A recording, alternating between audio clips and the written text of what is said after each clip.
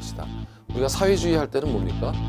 개인보다는 공동체를 우선하는 인간 생활의 개선을 목적으로 부동산 문제 등의 해결을 하기 위한 방법을 찾는 시장은 굉장히 효율적이거든요. 근데 그 시장이 고장났어. 자동차 고장난 거랑 똑같아. 그럼 고쳐야죠. 네. 시험과 관련된 부분을 지금부터 들어가 보시면 되겠습니다.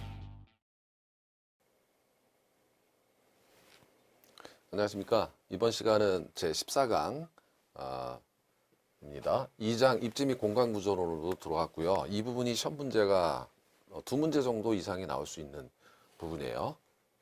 그래서 중요합니다. 그래서 1절 도시공간 구조와 지대, 튠앤의 입찰지대 이론을 통해서 도시 구조를 보게 되는 이런 논리적 흐름이 있어요. 2절까지 이어지는. 자, 그래서 2장에서 두세 문제가 나오고 지금 여기서 한 문제 정도가 나오고 그 다음에 입지 이론에서 한 문제가 나오고 뭐 이래서 두세 문제를 생각하시면 되겠습니다.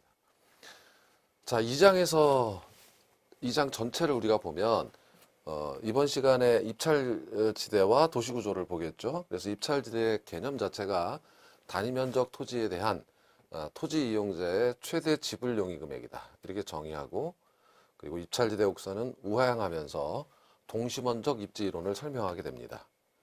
이걸 토대로 동심원 이론, 도시구조 이론 중에 동심원 이론, 북미를 중심으로 연구됐다 이 뜻인데요. 기타 선형 이론, 다액 이론 이런 걸 살펴보고 크리스탈레의 중심지 이론은 포섭의 원리가 핵심이다라고 하는 것까지 정리를 하게 될 거고요.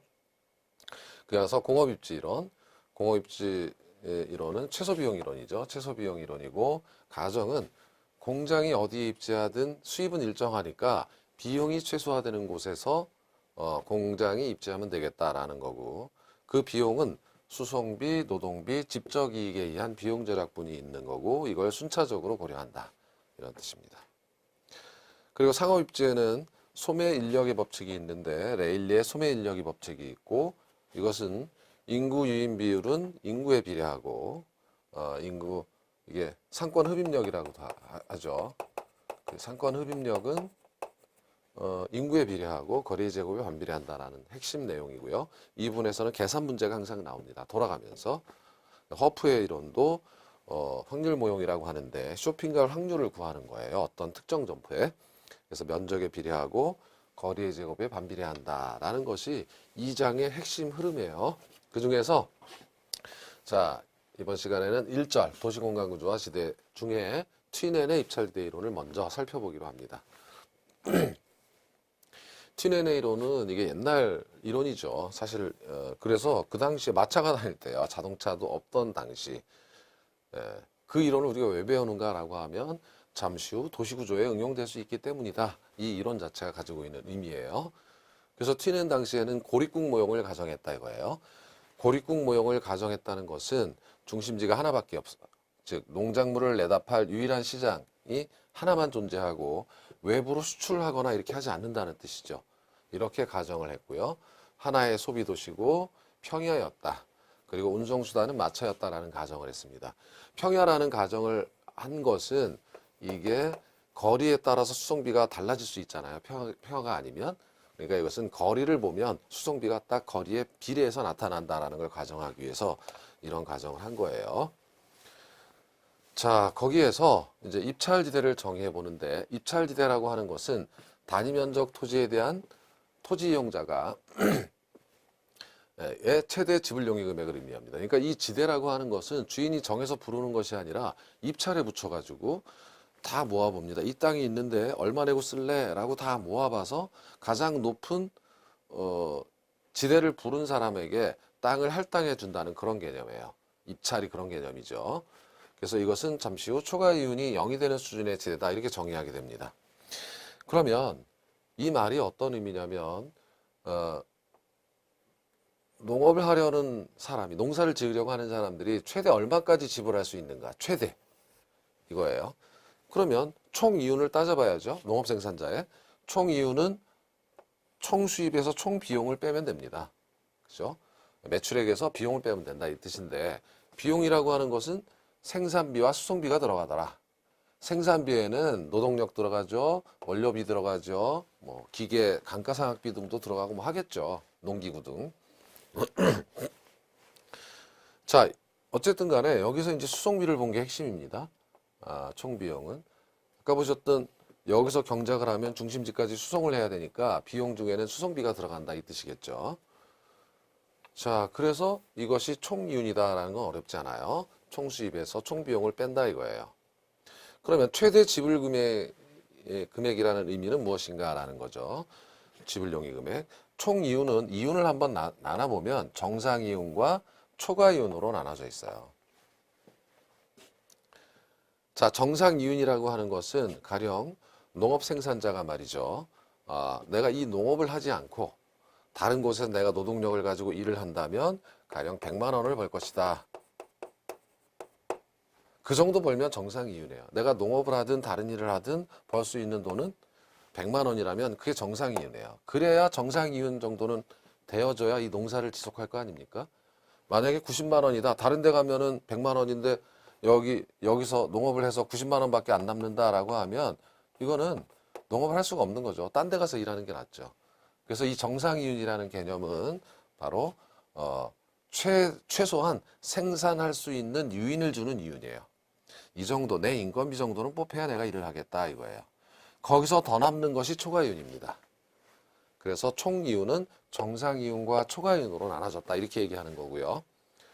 그런데 만일 100만 원 이상으로 20만 원을 더 벌었어. 그래서 총이윤이 120만 원으로 구성되어 있다면 최대 지불용의 금액은 정상이윤을 제외한 나머지 20만 원까지 최대 지불할 수 있을 것이다 이 뜻입니다. 그러니까 농업 생산자가 지불 가능한 최대 금액은 이윤 전부입니다. 초과이윤을 전부 준다는 것은 초과이윤이 0이 된다는 뜻이에요. 그 수준까지 낼 수 있다라는.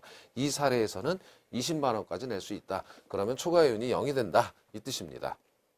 이론상 최대니까. 자, 그래서 총이윤 중 정상이윤만 얻고 남는 나머지 금액을 이론상 최대 지대로 지불할 수 있다. 이런 개념이에요. 예. 이것이 바로 입찰지대의 개념이다라고 하는 겁니다.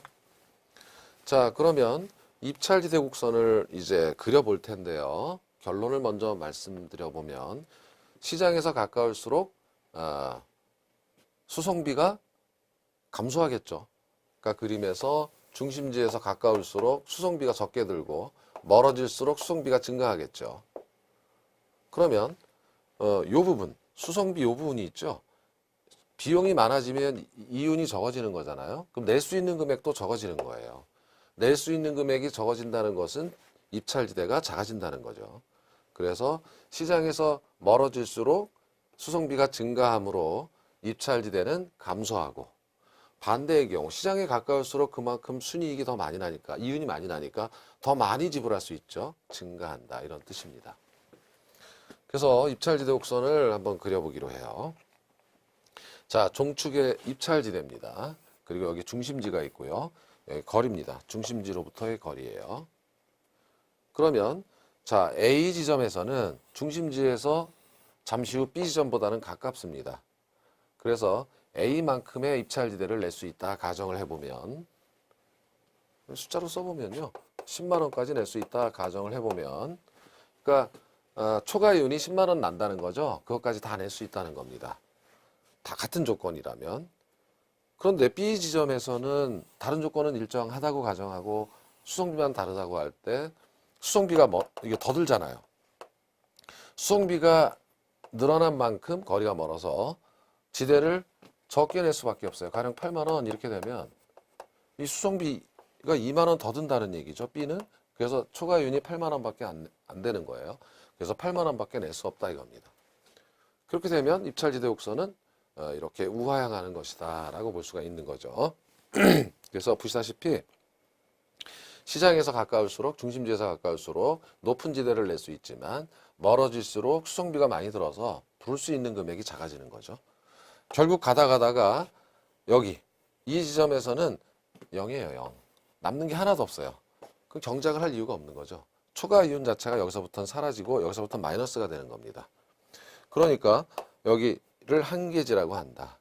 이 작물의 입찰지대 곡선은 가령 얘가 밀이라고 했을 때 여기까지만 경작이 되고 여기 지나서는 너무 멀어서 해봤자 남는 게 없어요. 초과이윤이 마이너스가 되는 거죠. 다시 말해서 정상이윤이 보장되지 않기 때문에 생산이 안 되는 겁니다. 이런 뜻이고요. 그래서 이제 정상이윤을 정의할 때는 정상이윤이 보장돼야만 생산이 가능한 거예요. 그 정도 이하로 가게 되면 생산을 포기하는 게 난 겁니다. 이런 개념이고, 자 그러면 입찰지대 곡선의 기울기라는 것이 상당히 중요한 개념입니다. 사실은. 왜냐하면 이 튀넨의 입찰지대 이론 중에 입찰지대 곡선 기울기가 작물마다 다르다. 작물마다 기울기가 다르다. 라는 것이 핵심이기 때문에 그렇습니다. 자, 이렇게 입찰지대 곡선은 우하향하고 있다 이거죠. 아래로 이렇게 내려갑니다. 근데 기울기라는 것은 지금 여기를 말하는 거죠. 이 기울기를 구해보자 이거예요. 그런데 직각삼각형에 여기를 보면 이게 직각삼각형이 나오는 거죠. 직각삼각형의 기울기는 밑변분의 높이입니다. 그죠? 이거는 밑변분의 높이예요. 밑변은 뭐냐면 거리이고요. 거리죠. 그 다음에 높이는 뭐냐면 지대입니다. 이것이 기울기다. 이렇게 이제 정의를 할 수가 있어요. 자, 우리가 가정하기를 중심지 쪽으로 들어갈수록 수송비가 줄어들죠. 감소되는 수송비만큼 이익이 초과이윤이 발생하니까 그만큼 더 낼 수가 있으니까 지대는 증가한다. 이렇게 가정할 수가 있는 거죠. 그러면 감소되는 수송비라는 건 뭐냐라고 하면 자, 한계 운송비 곱하기 거리다 이겁니다. 다시 말해서 이거는 킬로미터당 이 한계라는 것은 단위당 운송비라는 뜻이에요. 가령 1km당 운송비다라고 가정하면 1km당 운송비가 10,000원인데 그죠? 안쪽으로 2km 들어왔다 이거예요. 그럼 20,000원이 감소되겠죠. 이렇게 곱하면 이게 감소되는 수송비고 그만큼 지대가 늘어난다 이거야. 20,000원만큼 안쪽으로 들어갈수록 지대가 높아지는 거예요. 20,000원. 가령 단위 면적당 지대가 10,000원인데 토지 이용량이 2단이다라고 하면 20,000원 이렇게 그만큼 늘어난다 이겁니다. 그러면 여기서 우리가 뭘 할 수가 있냐면 이 지대와 거리로 이렇게 식을 바꿔주면 기울기가 된다 이거죠. 그러면 거리분의 지대는 어떻게 될까요? 거리분의 지대는 얘가 이쪽으로 오겠죠. 그러면 토지 이용량으로 한계 운송비를 나누면 되겠죠. 한계 운송비. 이렇게 되는 거예요. 이게 기울기입니다. 즉, 각 업종마다 토지 이용량이 다르죠. 그렇죠? 그리고 각 작물마다 한계 운송비도 달라요. 킬로미터당 수송비도 다를 거고. 이게 다르니까 기울기가 작물마다 다르다는 뜻이에요. 결론적으로는 한계 운송비가 클수록 어떻게 됩니까? 이게 커지는 거죠. 기울기가 커지는 거예요. 한계 운송비가 클수록 기울기가 커지는 겁니다. 가파라지는 거예요. 이렇게 한계지가 같다고 정하면. 그리고 토지 이용량이 작을수록 분모가 작을수록 이게 커지는 거죠. 자, 따라서 입찰지대 곡선의 기울기는 한계 운송비가 클수록 토지 이용량이 작을수록 기울기는 가파르다, 커진다. 이렇게 되는 거예요. 기울기가 커진다. 이렇게 되는 거고 또 하나 이 시계는 없지만 생산성이 높을수록 높은 작물일수록 더 높은 지대를 낼 수 있겠죠. 그러니까 같은 지점에서 더 높은 지대를 낼 수 있다는 거예요. 기울기가 크다는 것은. 그렇죠? 생산성이 높을수록. 생산성이 높다는 것은 그만큼 초과이윤이 많이 난다는 얘기니까. 그래서 결론 3개를 기억하시면 돼요. 즉 한계 운송비가 클수록 토지 이용량이 작을수록 생산성이 높을수록 그런 작물일수록 기울기는 커진다. 가파르다. 이렇게 이제 결론을 내릴 수가 있습니다.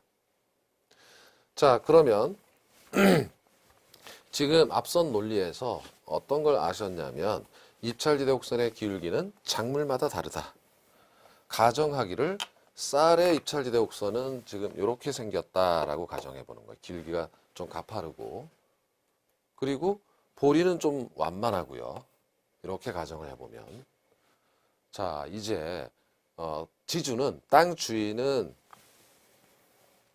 할당할 때 말이죠. 토지를 가장 높은 지대를 지불할 수 있는 입찰자에게 땅을 빌려주겠죠. 그러면 이 교차점이 보이는데 교차점 좌우가 달라요. 높은 지대를 지불할 수 있는 주체가 달라요. 여기는 쌀의 경작자가, 왼쪽은 쌀의 경작자가 높은 지대를 지불할 수 있고, 오른쪽은 보리의 경작자가 더 높은 지대를 지불할 수 있기 때문에 이 선을 중심으로 좌우의 입지가 달라집니다. 이 왼쪽은 쌀일 거고 이 오른쪽은 보리가 경작될 거예요. 이런 식으로. 그래서 안쪽은 쌀이 경작되고 외곽 쪽은 보리가 경작되는 그런 구조를 보일 것이다. 자, 옥수수가 하나가 더 있다면 마찬가지로 여기서 교차가 될 것이고, 그러면 이 두 번째 접점 오른쪽은 가장 높은 지대를 지불할 수 있는 작물은 옥수수죠. 그럼 여기서부터 여기까지는 옥수수가 이렇게 경작되는 겁니다. 그래서 쌀, 보리, 옥수수 등 이렇게 트윈엔의 입찰지대를 통해서 농업 입지를 살펴봤다. 농업 입지인데 동심원적 입지다. 동심원적 입지를 볼 수가 있고, 이게 반지 모양이 돼서 링이다 이렇게 얘기하기도 해요. 링. 자, 이것이 과거에 트윈엔이 밝힌 이론. 그래서 입지교차 지대론이라는 것은, 이 교차하죠. 입찰지대 곡선이 교차하면서 이렇게 입지가 나뉘는 것을 설명하는 이론이다라는 뜻이기도 합니다. 자, 이것을 도시구조에 응용할 수도 있다 이겁니다. 자, 상업용 부동산은 일반적으로 토지 이용량이 적죠. 아까 기울기를 생각해 보면 기울기는 자, 토지 이용량분의 한계 운송비였어요. 그리고 생산성이 있었어요. 상업용 부동산은 생산성도 높고 토지 이용량도 작기 때문에 기울기가 클 거예요. 가파를 거죠. 다른 업종보다. 가령 주거용보다. 그렇죠? 상업용은 고층으로 땅 조금 이용하고 고층으로 막 올리잖아요. 토지 이용량이 적다는 거예요. 주거용보다. 뭐 100층도 올리고 하니까. 이렇게 되면 자, 이 기울기가 다르다는 점 때문에 도시의 입지가 나오는 겁니다. 자, 아까 같은 논리로 왼쪽은 상업용 부동산이 도심을 차지하게 되고 그 외곽으로는 주거용 부동산이 차지하게 되는 거죠. 도시구조에 그냥 활용할 수가 있다 이겁니다. 만약에 공업용이 있다면 또 마찬가지예요. 공업용은 더 외곽으로 빠져나가서 이렇게 입지를 하게 되는 거죠. 그래서 아까하고 마찬가지로 상업용, 주거용, 공업용 부동산이 이렇게 입지를 하게 되는 구조를 설명할 수 있다 이겁니다.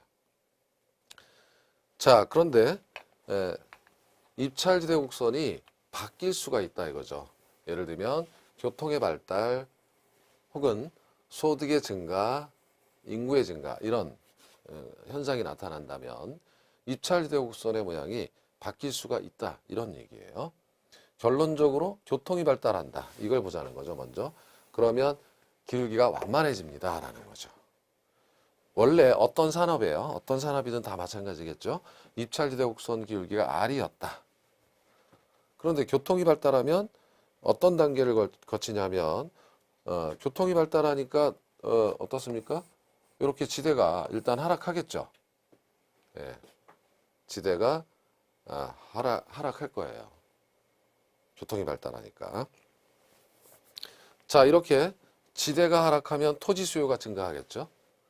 토지 수요가 증가한다는 것은 다시 마치 수요 곡선이 오른쪽으로 이동하는 것처럼 이렇게 입찰지대 곡선이 이렇게 올라갈 거예요. 자, 그래서 결론은 뭐냐면 기울기가 노란 점선으로 완만해졌다. R에서 지금 노란 점선으로 바뀐 거죠. R2로 바뀐 거예요. 이렇게 되면 자, 도심 안쪽의 지대는 하락했지만 도심 외곽의 지대는 상승한 거예요. 교통이 발달하니까 여기 수요가 줄어들고 안쪽은 외곽은 수요가 늘어나서 교통이 발달하니까 나가버리는 거죠. 더 싸니까. 그래서 지대가 상승하는 겁니다. 이 과정에서 한계지가 확장이 되죠. 그러니까 교통이 발달하면 외곽으로 나갈 수가 있다는 거죠. 그래서 한계지 확대, 외곽 지역의 토지 수요 증가, 외곽 지대 토지 지대 상승, 외곽 토지 이용의 집약화. 즉 외곽이 이제 고층화되기 시작했다. 외곽도 뭐 이런 뜻이겠죠. 토지를 집약도라는 것은 토지를 좀 적게 이용하고 건물 높이를 높인다 이렇게 일단 생각하시면 되겠죠. 자, 두 번째 소득의 증가입니다. 이번엔 소득이나 인구가 증가하면 가령 이렇게 된다는 거죠. 상업용 부동산의 수요가 증가한다. 이렇게 되는 거예요. 자, 그래서 원래는 상업용, 주거용 이렇게 입지가 나눠져 있었습니다. 이거는 아까 배우신 내용이죠. 근데 이 상태에서 소득이나 인구가 증가하면 가령 상업용 부동산 수요가 증가하니까 상업용 부동산의 입찰지대 곡선이 이렇게 오른쪽으로 바뀌겠죠. 오른쪽으로 바뀌었어요. 지대가 다 올랐다는 거죠, 이제. 그러면 교차점이 달라졌어요. 다시 말해서 교차점이 여기에서 여기로 바뀌었으니까 이만큼 상업용 부동산이 주거용지를 전용해서 들어옵니다. 주거지역을 잠식해가지고 상업지역이 확장되는 겁니다. 도시가 커지는 거예요. 예. 예. 마찬가지로 뭐 농업용 부동산이 있다면 주거용 부동산이 또 농업용 부동산을 잠식해 들어갑니다. 그래서 도시가 자꾸 커지는 과정, 이것도 확인할 수 있는 거예요. 결국은 교통이 발달하거나 소득이나 인구가 증가하면 입찰지대 곡선이 바뀌고 그러면서 도시가 외연으로 확장되는 결과 외곽으로 확장돼서 커지는 것도 설명할 수 있는 이론이 바로 튀넨의 이론이다 라고 하는 겁니다. 자, 15의 문제가 어려웠었는데요. 지대 이론인데 가장 거리가 먼 거. 튀넨은 지대의 결정이 토지의 비옥도만이 아닌, 여기서 비옥도라는 것은 리카도를 생각해 보시면 알겠죠. 이게 아니라 위치, 이것뿐만 아니라 위치에 따라 달라진다. 위치 지대의 개념. 그렇죠? 위치입니다. 위치에 따라서 지대가 다 달라지죠. 네, 수성비 때문에. 현대적 입지론의 기초를 제공한 이론이에요. 입찰지대란 단위 면적 토지에 대한 토지 이용자가 지불하고자 하는 최대 금액이에요. 그 최대 금액이란 정상 이윤까지 내는 거고 초과 이윤만 다 낼 수 있다. 초과 이윤이 0이 되는 수준의 지대다. 이렇게 설명을 했고, 생산 요소 간 대체가 일어날 경우 일반적으로 입찰지대 곡선은 우하향하면서 원점을 향해서 볼록이다. 이렇게 된 건데, 가령 있잖아요. 이 생산 요소 대체 이런 거는 이제 여러분 너무 신경 쓰지 마시고 입찰지대 곡선이 여러 개가 있다 이겁니다. 그러면 도시 전체 입찰지대 곡선은 이렇게 이 각 윗선을 연결하면 되겠죠. 이렇게 하다 보면 입찰지대 곡선 모양 자체가 이렇게 직선이 아니라 생산 요소 대체 때문에, 이건 제가 너무 어렵고 시간 낭비 설명을 생략하도록 하겠습니다. 이렇게 원점을 향해서 볼록, 직선이 아니라는 뜻이에요. 그 뜻은 여기 땅값이 떨어지는 것도 다 똑같이 일정하게 떨어지는 게 아니라 도심에서 외곽으로 갈 때 급격하게 떨어지다가 저기 농지가 나오면 뭐 땅값이 그게 그거죠. 객긴 도끼이죠. 예, 별로 하락률이 외곽으로 나간다고 해서 커지지 않아요. 이것이 원점을 향해서 볼록하다 이 뜻입니다. 그렇죠? 도시 전체도 그렇고 개별적인 입찰지대 곡선도 그럴 거예요. 뭐 이런 거니까 굉장히 어려운 지문들이에요. 입찰지대 곡선은 토지 이용자의 토지 이용량을 생산 한계 운송비로 나눈 것이다 라고 했는데, 이게 뒤집어졌죠. 아까 보셨던 기울기는 토지 이용량분의 한계 운송비였습니다. 그래서 한계 운송비를 토지 이용량으로 나눈 거죠. 바뀌어 있습니다. 4번이 틀린 거예요. 상당히 어려운 문제가 나왔어요. 자, 단일 도심 토지에서 상업용 토지 이용이 도심 부근에 나타난다. 그러니까 그림을 연상해 보시면 입찰지대 곡선의 기울기가 가장 가파르다는 얘기고, 그러면 생산성이 높고 단위당 한계 운송비가 크다. 그럼 기울기가 커지는 거니까 맞는 거예요. 혹은 토지 이용량이 작다. 이렇게 설명해도 되고요. 그러니까 기울기가 큰 이유를 여기서 설명해 놓은 맞는 지금 되는 거죠. 그래서 4번만 틀렸던 거예요. 자, 16회 문제. 두 가지 산업이 있는 단핵 도시 모형을 가정한 입찰지 독선에 관한 설명 중 틀린 것. 자, 두 가지 산업은 지금 A하고 B하고 C하고 D예요. 점선은 이제 좀 잠시 후 뭐 이동하는 걸 의미하는 거고, 점 AMD, AMD를 연결하면 도시 전체 입찰지 곡선이겠죠. 가장 윗선을 연결하면 되니까. 토지 수요가 증가하면 교외 지역의 지가가 상승할 수 있다라고 하는 것은 아까 교통의 발달에서 보셨죠. 이쪽으로 이동해서 자 외곽으로 확장되면서 교통 운송 기술의 진보로 AB가 A-B로 이동한다면 이거 아까 보셨어. 수송비가 떨어지면서 지대가 하락하는 거, 집값 수준이 하락한 것을 이제 보여주는 거고, 이 모형으로 직주분리 현상을 설명할 수 있다라고 하는 것은 가령 여기가 상업용 부동산이고 AB가 CD가 주거용 부동산이라면 동심원적 입지, 교차점 M을 중심으로 해서 왼쪽은 상업용 부동산이, 오른쪽은 주거용 부동산이. 그러니까 이렇게 상업용, 주거용이죠. 그래서 직장과 주거지가 분리되어 있는 직주 분리 현상을 설명할 수가 있는 겁니다. 자, 5번 입찰지대 곡선은 토지 이용에 따른 판매액이 극대화되는 지대 곡선을 연결한 것이다. 그게 아니라 이 부분이 틀렸죠. 초과이윤이 0이 되는 수준의 지대죠. 판매액이 극대화되는 게 아니라 초과이윤만큼 낼 수 있는 선이에요. 0이 되는 지대 곡선을 연결한 거죠.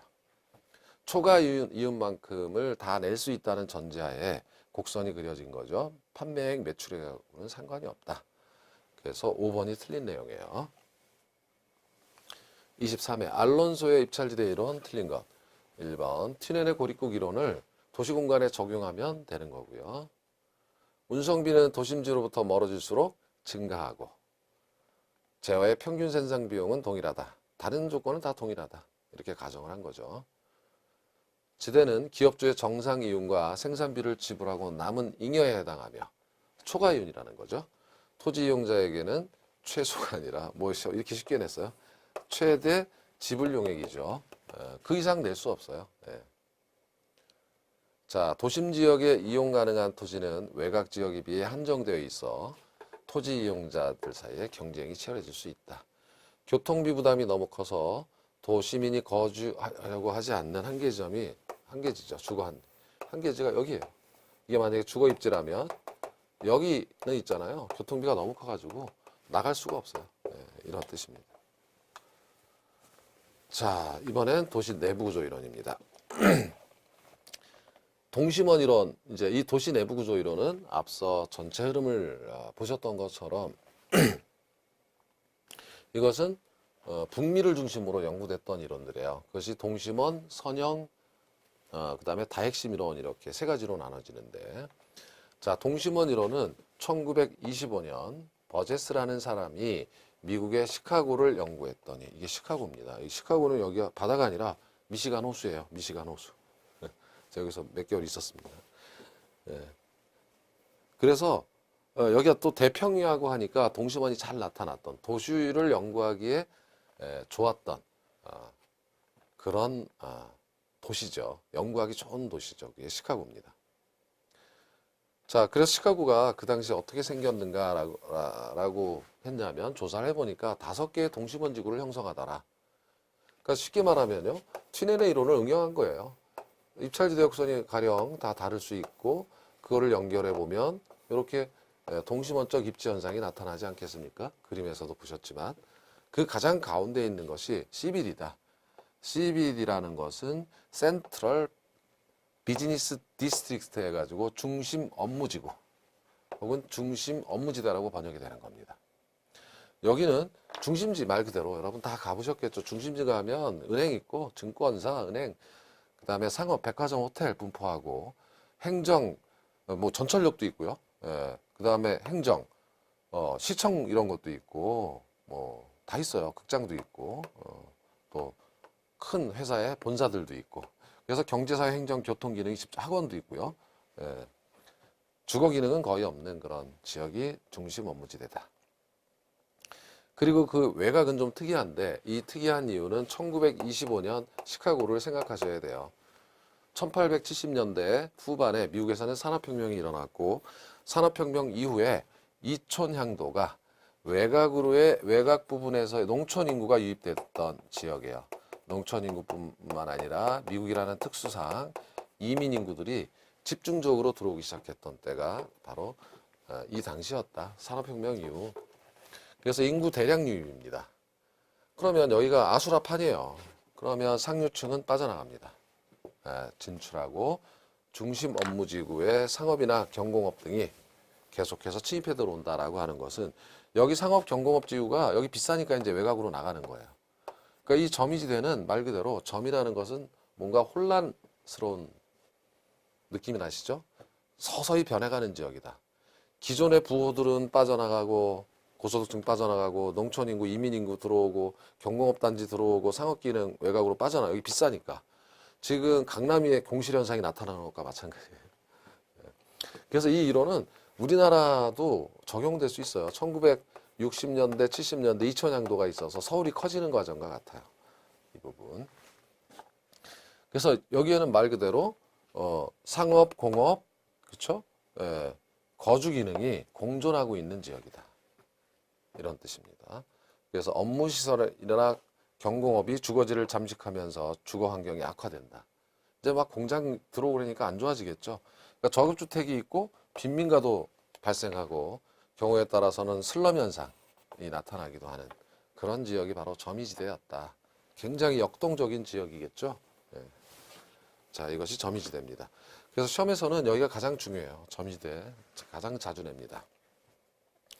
그리고 자, 여기 이제 공장이 있고 상가 있고 하니까 근로자들은 요 외곽에서 출근하기 좋아야 되니까 근로자 주거지대가 형성됩니다. 혹은 저소득층 주거지대가 형성이 되는 거예요. 출근하기 쉽도록, 통근이 쉽도록. 그리고 이제 여기서 돈을 번 사람들은 외곽으로 빠져나가 있죠. 중산층. 그래서 중급 고급 주택지구가 있게 되는 거고, 가장 외곽에는 통근자 주거지대가 있어요. 여기까지 철도 있어요. 시카고. 통근자들은 외곽에서 경관도 좋고 전원적 있는 도시에서 행복하게 편안하게 살더라. 이런 겁니다. 여기선 바글바글 살고 여기는 쾌적하게 살고 세상이 그래요. 그래서 지금 이게 침입과 천이에 의해, 그러니까 여기서 침입과 천이라는 것 자체가 생태학적 용어죠. 그것을 도시 생태학적인 방법으로 설명했다 이겁니다. 자, 19회 동심원 이론만 물어본 문제를 보면 20세기 초반 1925년 20세기 초반 맞죠? 미국 시카고 대학의 시카고 학파가 연구한 거고요. 도시공간 구조를 생태학적, 도시 생태학적 관점에서 침입과 천이, 점이지대 이런 거 생각하시면 돼요. 도시공간 구조의 형성을 침입경쟁 천이 과정으로 설명하였다. 이게 2번과 3번은 같은 말이에요. 튀넨의 고립국 이론은 버제스의 동심원 이론을 농업 부분에 응용해요. 앞뒤 관계가 바뀌었죠. 이게 바뀌어 있어요. 튀넨은 이때 버제스 때 벌써 이미 죽었어요. 그래서 바뀌어서 버제스 이론은 튀넨의 이론을 응용한 겁니다. 거꾸로 돼 있으니까 4번이 틀렸다 이거고요. 이 이론에 따르면 천이지대, 점이지대는 중심 업무지구와 저소득층 주거지대 사이에 있었죠. 자, 선형 이론입니다. 이제 세월이 흘러서 1925년이 아니라 1939년이니까 한 15년 정도, 15년 정도가 흘렀어요. 10년이면 간산도 변하는데 많이 변했죠. 1970년대 서울과 1985년 정도의 서울은 완전히 다르죠. 제가 이 서울에 살아가지고 이때는 차도 별로 없고 인구도 없다가 여기는 막 엄청나게 많아졌죠, 인구가. 예. 자, 그게 호이트의 선형 이론이에요. 그래서 미국의 주택지 형성 과정을 조사해 봤더니 동심원이 아니더라. 중심지가 있긴 한데 여기서 방사형으로 간선도로가 뻗어나가 가지고 거기서 소득계층별로 주거지구가 분리되어 있더라라고 하는 걸 밝혀낸 거예요. 그래서 동심원 패턴이 왜곡된다는 사실을 지적했고 그 모양이 부채꼴과 같다 해서 이게 선이 부채꼴 설자니까 부채꼴 모양이다. 동심원이 아니에요. 그 다음에 쐐기형이다. 웨지 이런 모양이다. 동심원이 아니라 뭔가 이게 도로죠. 도로 옆으로 잘라지는 그런 도시구조더라. 그래서 보게 되면 이렇게 됐다는 거예요. 자, 중심 업무지구가 있고 지금 1939년까지 왔으니까 이제 교통이 발달한 거죠. 간선도로들이 막 발달하니까 이게 간선도로를 주변으로 해가지고 도매 경공업지구, 교통로 주변에 있는 거예요. 1번은 도매 경공업지구. 그래서 이렇게 들어서는 겁니다. 도로 주변에. 그리고 저소득층은 언제나 여기 이런 근처에 있어야 출퇴근이 가능하니까 여기 붙어 있는 거예요. 도매 경공업지구 주변, 중심 업무지구 주변에 붙어 있는 거예요. 자, 중산층, 고소득층은, 고소득층 여기 주요 간선도로죠. 이제 떨어져서 쾌적한 지역에 있는 그런 거죠. 경관이 좋은 이 지역에는 고소득층이 주요 간선도로 주변에 있고 그 옆에 중소득층, 중산층 주거지가 있더라. 이런 정도의 내용이에요. 그림이 시험 문제에 나오는 건 아니니까 여러분께서 개념을 잡아보시면 돼요.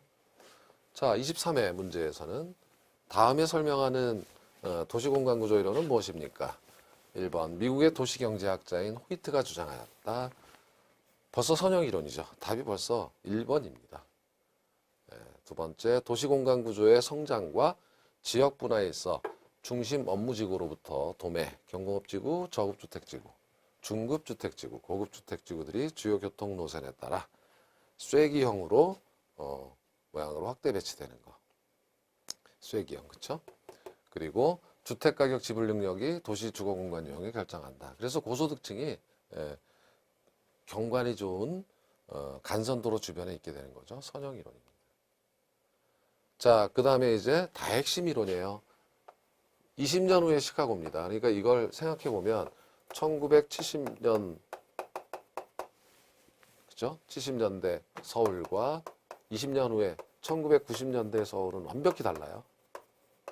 매어 터집니다, 여기는. 1960년대, 70년대 2000년도가 나타났죠. 이때 인구가요, 제가 찾아보니까 2,500만 명이었어요. 우리나라 인구가. 지금은 얼마예요? 5,100만 명이잖아요. 인구가 2배로 늘었어요. 이게 무시무시하죠. 지금이 2016년이니까 한 50년 만에 50년 채 안 되는 기간 동안 인구가 2배로 늘었으니까 얼마나 힘들겠습니까? 흑수저, 금수저 논란이 나올 만해요. 그러니까 여기도 마찬가지예요. 다핵심 이론이라는 것은 45년, 20년 후의 시카고를 해리스와 울만이라는 사람이 봤어요.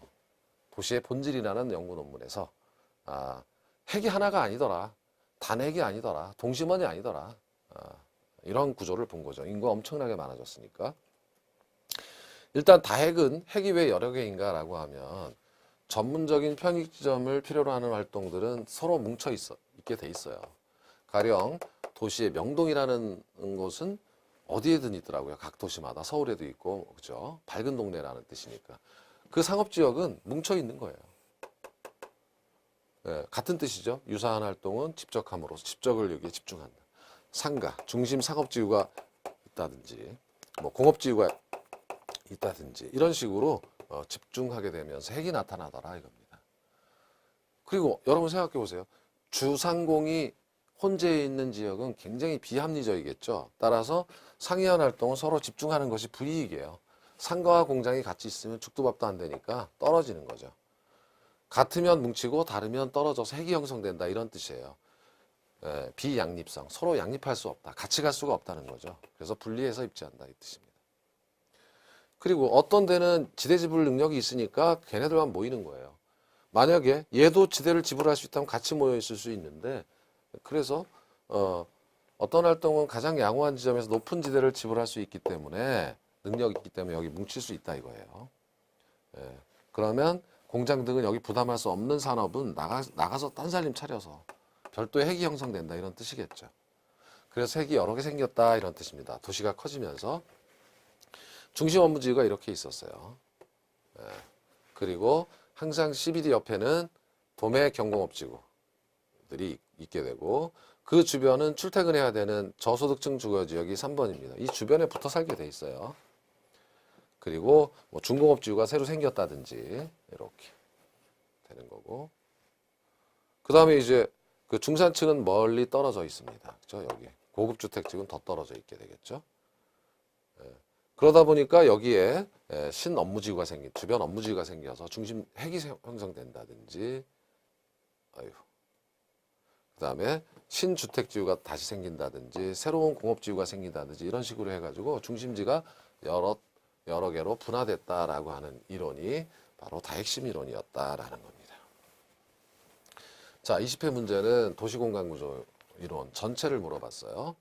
호이트의 선형 이론에 따르면 주택 지불 능력이 낮을수록 고용기회가 많은 도심 지역과 접근성이 양호한 지역에 주거 입지를 선정하는 경향이 있다. 2번 헤이그의 마찰 비용 이론은 중심지로부터 이거는 지난 2편에서 배우신 거죠. 지대론에서 수송비는 증가하고 수송비가 증가하면 지대를 더 낼 수 없죠. 그래서 교통비의 중요성을 강조했다. 자, 버제스의 동심원 이론은 거주지 분화 현상의 연구를 통하여 도시 팽창이 도시 내부 구조에 영향을 미치는 도시 내부 구조 이론이었다. 동심원 이론이다. 맞는 거고요. 해리스 월만의 다핵심 이론에 의하면 도시는 하나의 중심이 아니라 여러 개의 전문화된 중심으로 이루어진다. 다핵심 이론에서는 지대를 지불하는 능력의 차이와 유사한 활동이 집중하는 성향을 도시 다핵화의 요인이다. 유사한 활동은 집중하고. 그래서 1번이 틀린 거예요. 지대 지불 능력이 높을수록 접근성이 양호한 지역에 주거 입지를 선정하겠죠. 그렇죠? 고용 기회는 저소득층이 갈 수도 있겠지만 그렇지만 접근성이 양호하다 그러면 지대 지불 능력이 높아야죠. 간선도로 주변에는 고소득층이 입지한다. 그래서 1번이 틀린 내용입니다. 22에 옳은 것. 동심원설에 의하면 중심지와 가까워질수록 범죄, 빈곤 및 질병이 적어지는 경향을 보인다 해서 틀렸습니다. 이게 점이지대라는 게 있죠. CBD 옆에 여기 점이지대가 있어서 점이지대라고 하는 것은 슬럼이 형성되기도 한다 그랬죠. 범죄, 빈곤이 많아지는 거죠. 가까워질수록 그렇다는 것은 점이지대를 무시한 거죠. 그리고 여기 근로자, 그다음에 중산층, 그다음에 통근자 뭐 이렇게 돼 있었죠. 그래서 틀렸습니다. 1번이 틀렸어요. 2번 선형이론. 주택 구입 능력이 높은 고소득층이 주요 간선도로 인근에 입지하고 3번 다핵심 이론에서 다핵의 발생 요인으로 유사활동가는 지금 이게 옳은 거 고르라 그랬죠. 얘 틀렸고 2번이 맞는 거죠. 2번이 선형 이론에 의하면 주요 간선도로다. 자, 유사활동가는 집적이죠. 모이는 거고요. 이질활동가는 간에는 입지적 비양립성, 요거 맞았죠? 이질활동가는 서로 양립할 수 없기 때문에 떨어져 나가지만 유사활동은 집중해서 핵이 형성되는 거였죠. 3번이 틀렸어요. 4번 도시공간 구조의 변화를 야기하는 요인은 교통의 발달이지 소득의 증가는 관계가 없다. 이게 틀렸죠. 저희 아까 튀네네 이론에서 볼 때 소득의 증가가 도시구조를 바꿔 놓는 거를 보셨어요. 자파점 세탁소는 산재성 점포이고 백화점 기업종은 집재성 점포이다. 자, 이건 잠시 후 배우실 거예요. 상업입지에서. 이거는 맞는 거지만 흩어져 있는 점포지만 이거는 집재성이 아니라 집심성 점포입니다. 중심지에 위치하니까. 집재는 특정한 곳에 동업종끼리 모여 있는 것을 말하는 거니까 집재라는 표현은 틀렸어요. 24회 틀린 거. 동심원 이론에 따르면 저소득층일수록 고용기회가 적은 부도심과 접근성이 양호하지 않은 지역에 주거를 선정하는 경향이 있다. 선형 이론에 의하면 고소득층의 주거지는 주요 교통노선을 주구로 하여 접근성이 양호한 지역이 있잖아. 맨날 나오는 거죠. 3번 동심원 이론에 의하면 점이지대는 고소득층 주거지역보다 도심에 가깝게 입지하고 있죠. 4번 다핵심 이론에서 도시는 하나의 중심지가 아니라 몇 개의 중심지들로 구성되고 있고, 자, 5번 동심 이론은 도시의 공간 구조를 생태학적 관점에서 접근했습니다. 그렇죠? 그럼 뭐가 틀렸을까요? 1번이 틀렸죠. 1번. 교통노선을 축으로 해서 만들었고 도심에 가깝게 위치하고 여러 개의 중심지고 도시 생태학적 관점에서 성찰했고요. 자, 이거 동심원 이론은 CBD 있고요. 여기 뭐가 있습니까? 점이지대가 있잖아요. 그리고 저소득층이 있잖아요. 고용기회가 적은 게 아니라 고용기회가 높은 쪽에 있는 거죠. 그래서 틀렸다라는 겁니다. 자, 26회에도 나왔는데 도시공간 구조 및 지대 이론에 관한 설명으로 틀린 것을 이랬어요. 1번 해리스와 울만의 다핵심 이론에서는 상호 편익을 가져다주는 활동들의 집적 지향성을 다핵입지의 발생 요인, 그렇죠? 집적, 서로 모여 있다 이런 거죠. 2번 알론소의 입찰지대 곡선은 여러 개의 지대 곡선 중 가장 높은 부분을 연결한 포락선이다. 포락선이라고 하는 뜻은 직선이 아니라 이렇게 해서 그렇죠? 이렇게 해서 가장 높은 부분을 연결하면 이렇게 되는 거죠. 포물선 이런 식으로 포락선이다. 이런 표현이 되는 거고요. 자, 그 다음에 3번 헤이그의 마찰 비용 이론은 이론에서는 교통비와 지대를 마찰 비용으로 본다. 그래서 이것도 여러분 어떻습니까? 지난 지대 이론에서 배웠던 거죠. 교통비와 지대 이걸 더하면 이게 마찰 비용이고 따라서 교통이 발달해서 교통비가 줄어들면 지대를 더 낼 수 있다. 이런 논리를 배우셨습니다. 그렇죠? 자, 리카도의 차액지대에서는 지대 발생 원인을 농토의 비옥도에 따른 농작물의 수확량의 차이, 비옥도에 따라서 달라진다. 이렇게 배우셨고요. 자, 마샬은 일시적으로 토지의 성격을 가지는 기계, 기구 등의 생산 조세의 대가를 파레토 지대로 정의하였다. 해서 이게 틀린 건데 파레토 지대가 처음 나왔었어요. 이것도 지대론에서 배우신 거죠. 파레토 지대는 영구적 지대고요. 마샬의 지대 이거는 준지대니까 이건 일시적으로 사라지는 거라서 파레토 지대와는 개념이 다른 것이다. 이렇게 이제 여러분께서 이해를 하시면 되겠습니다. 자, 여기까지가 여러분들 이번 시간에 하신 내용이고 이번 시간에 하신 내용을 돌아보면 도시공간구조론, 도시구조이론 중에 내부구조이론, 북미를 중심으로 한 5개의 내부구조이론을 살펴보셨던 거죠. 그래서 지금 이 부분을 하신 거죠. 전체 3장 중에 3편 중에 3편의 2장 그렇죠? 다음 시간에는 2절 도시구조이론 중에 크리스탈라이트 중심지 이론 안 했었죠. 그 다음에 여기 공업입지 있죠. 공업입지 하고 상업입지 중에 상점분포 이론 아까 보셨던 집심성 정포, 집재성 정포 이런 것 등 있었죠. 그런 것 등을 살펴보도록 하겠습니다. 자, 다음 시간에 뵙도록 하겠습니다. 고맙습니다.